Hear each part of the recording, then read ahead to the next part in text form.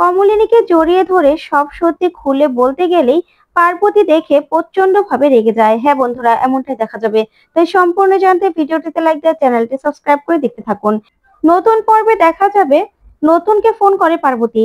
তখনই নতুন বাজেভাবে রিয়েক্ট করে আর বলে, তুমি আমাকে কেন ফোন করেছো? তখন পার্বতী বলে, না আমার তো একটা দায়িত্ব আছে, তুমি এখনো বাড়িতে আসোনি। তখন নতুন বলে, শোনো, আননোন নাম্বার দেখে আমি ধরেছি, না হলে এরপর থেকে তুমি আমাকে ফোন করলে আমি ধরবো না।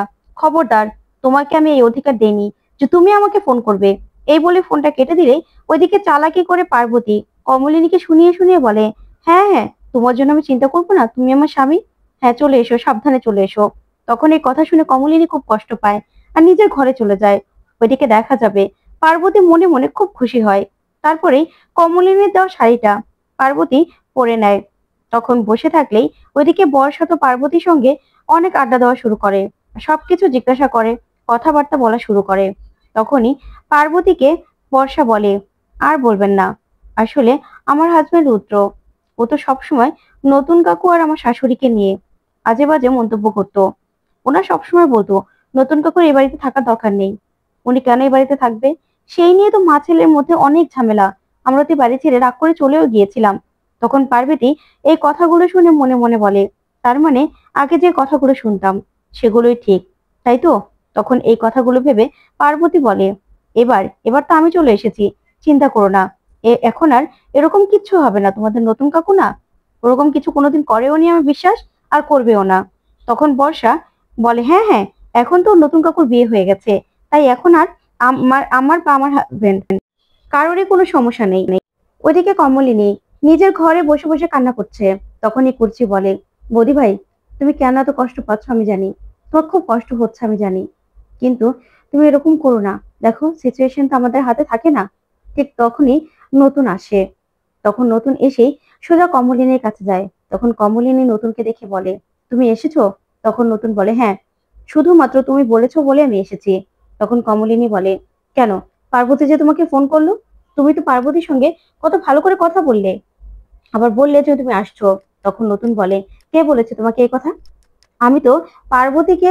তখন কমলিনী বলে, থাক, তোমার বউকে তুমি কি বলেছো সেটা তো আমি জানতে চাই না, আর আমি তো কোনো ব্যাখ্যা চাইনি। যাক, তুমি চলে এসেছো, এবার তুমি খেয়ে নাও, তুমি খেয়ে নিলে আমি একটু শুয়ে থাকতে পারবো। তখনই নতুন কমলিনীর কাছে আসে। তারপরে কমলিনী হাতটা ধরে বলে, কমলিনী, তুমি কি আমার সঙ্গে এরকমই করবে? তুমি কি আমার কোনো কথা শুনবে না? তখন কমলিনী নতুনের দিকে তাকায় আর বলে, কি বলছো তুমি, বলো তো, কি বলতে চাও? তোমাদের বিয়ে হয়ে গেছে, আর এখন তো আমার সঙ্গে তোমার কোনো কথা থাকতে পারে না, সব কথা তোমার পার্বতীর সঙ্গে হবে। তখন নতুন বলে, তুমি আমাকে ভুল ভাবছো, ওর সঙ্গে আমার ওরকম কোনো সম্পর্ক হয়নি।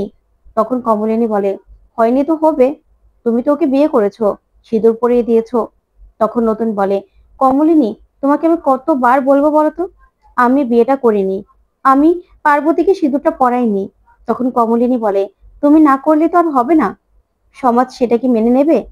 তোমরা দুজন ঘর থেকে বেরিয়েছো, পার্বতী নিজের মুখে বলেছে তুমি ওকে সিঁদুরটা পরিয়েছো, তখন তো তুমি কোনো রকম কোনো রিয়াক্ট করনি, তুমি তো বলনি যে না তুমি সিঁদুরটা পরাওনি।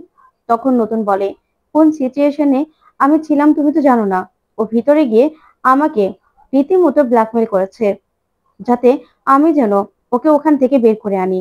কিন্তু পরবর্তীতে দেখলাম, যখন আমি ওর তালে তাল মেলালাম, তখনই ও রূপ চেঞ্জ করে ফেললো। ও সঙ্গে সঙ্গে আমাকে বললো আমি যেন কাউকে কোনোদিনও না বলি যে আমি ওকে সিঁদুরটা পরাইনি, ও নিজে নিজে সিঁদুরটা পরেছে। তখন কমলিনী বলে, দেখো, এখন কিন্তু কেউ বিশ্বাস করবে না যে তুমি সিঁদুরটা পরাওনি। তখন নতুন বলে, দেখো কমলিনী, কে বিশ্বাস করলো না করলো সেটা আমার জানার দরকার নেই, তুমি আমাকে বিশ্বাস করেছো কিনা সেটা বলো। তখন এই কথাতে কমলিনী নতুনের দিকে তাকিয়ে থাকে। তখন নতুন বলে, বলো, তুমি আমাকে বিশ্বাস করো তো, তাহলেই হবে, সারা দুনিয়ার সঙ্গে আমি লড়াই করতে পারবো, শুধুমাত্র তুমি আমার পাশে থাকলে। তখন কমলিনী নতুনের দিকে তাকিয়ে কাঁদতে থাকে আর বলে, আমিও না মানতে পারছিলাম না, তুমি জানো আমার কতটা কষ্ট হচ্ছে, কিন্তু কি করবে এখন? তখন নতুন কমলিনীকে জড়িয়ে ধরে। ঠিক তখনই সেখানে পার্বতী হাজির হয় আর হাজির হয়ে বলে, এসব কি? হ্যাঁ, এসব কি হচ্ছে? আচ্ছা কমলিনী দি, তুমি তো জানো তোমার নতুন ঠাকুরপো এখন বিয়ে করে ফেলেছে, আর নতুন দা, তুমি আমাকে বিয়ে করে এইভাবে আরেকজন মহিলার সঙ্গে কথা বলতে পারো না। তখনই নতুন প্রচন্ড ভাবে রেগে যায় পার্বতীর উপর আর বলে, তোমার এত বড় সাহস, তুমি আমাকে এসব কথাগুলো বলছো? তুমি জানো না সত্যিটা কি? তারপরেও তুমি এসব কথাগুলো বলতে পারো? তখন তো পার্বতী নতুনের দিকে তাকিয়ে থাকে। তো বন্ধুরা, সত্যি যদি এরকমটা হয়, তোমাদের কাছে কেমন লাগবে কমেন্ট